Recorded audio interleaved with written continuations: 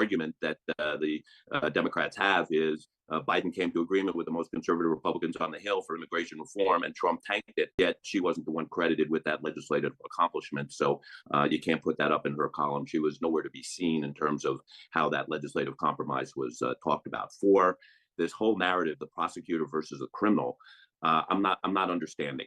The whole point of the Biden administration, Justice Department handing off to a special counsel the prosecution of Donald Trump was to make that a nonpartisan, non-political issue, that justice needed to be served, that no man was above the law, and think of it as anything but a partisan pursuit.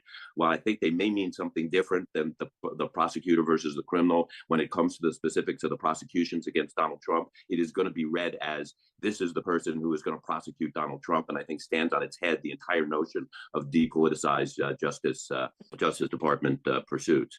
And five, as many have talked about, she is a weaker communicator than the others that have been talked about. She is fine in front of a teleprompter. She's fine with scripted questions in a committee hearing.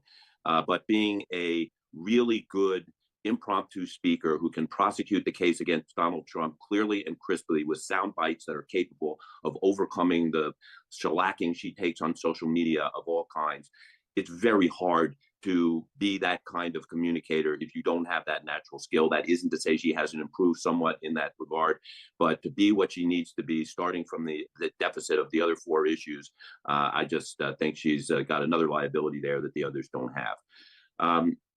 Yes, she is going to light up certain constituencies, I think, in a stronger way than Biden could have.